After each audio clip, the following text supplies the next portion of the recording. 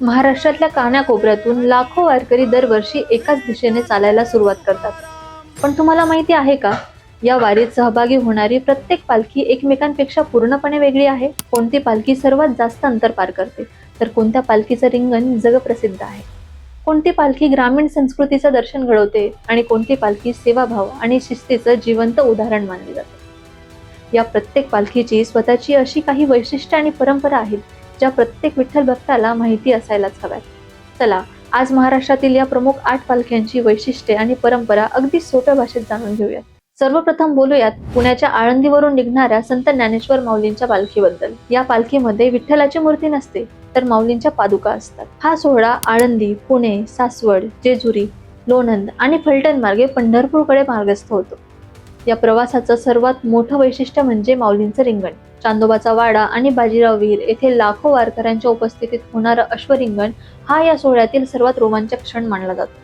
आता वळूयात पुण्याच्याच देहूवरून निघणाऱ्या संत तुकाराम महाराजांच्या पालखीकडे. तुकोबांची पालखी तिच्या अफाट आणि शिस्तबद्ध नियोजनासाठी जगभर ओळखली जाते. ही पालखी पिंपरी, पुणे, हडपसर, लोणी काळभोर, यवत आणि बारामती मार्गे पुढे जाते. आजही तुकोबांच्या वंशजांकडून या पालखीचं नेतृत्व केलं जातं आणि हीच या सोहळ्याची जपलेली परंपरा आहे. यानंतर येते नाशिकच्या त्र्यंबकेश्वर वरून निघणारी संत निवृत्तीनाथ महाराजांची पालखी. वारीतील सर्वाधिक अंतर पार करणाऱ्या प्रमुख पालख्यांपैकी ही एक मानली जाते. सिन्नर, कोपरगाव, प्रवरा संगम, नेवासा आणि शेवगाव असा खडतर प्रवास करत ही पालखी पंढरपूरकडे जाते. कठीण घाट, उष्ण हवामान आणि प्रदीर्घ प्रवास असूनही वारकऱ्यांचा उत्साह आणि संयम कायम असतो. माऊलींचे धाकटे बंधू संत सोपान काकांची पालखी ही सासवडवरून निघते. ही पालखी शिरवळ, लोणंद आणि नातेपुते मार्गे प्रामुख्याने ग्रामीण भागातून प्रवास करते. मोठ्या शहरांपेक्षा गावोगावी मुक्काम करत ही वारी महाराष्ट्राच्या मातीशी आणि गावकऱ्यांच्या आदरातिथ्याशी एक वेगळंच नातं जोडते. आता पाहूया संत मुक्ताबाईंची पालखी. जळगाव जिल्ह्यातील मुक्ताईनगर वरून निघणारी ही पालखी खानदेश आणि विदर्भाला पंढरीशी जोडणारा महत्वाचा दुवा आहे.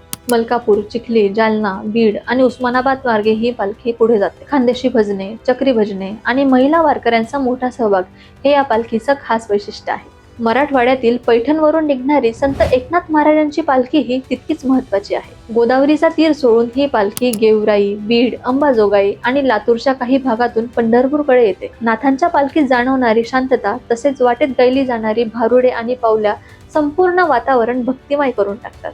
यानंतर येते विदर्भातील शेगाववरून निघणारी संत गजानन महाराजांची पालखी. ही पालखी तिच्या शिस्ती आणि सेवाभावासाठी विशेष प्रसिद्ध आहे. खामगाव, चिखली, जालना, परभणी आणि लातूर मार्गे ही वारी पुढे सरकते. पांढरा शुभ्र पोशाख, हातात टाळ आणि मुखात गणगण गणात बोतेचा अखंड गजर या पालखीची वेगळीच ओळख निर्माण करतो.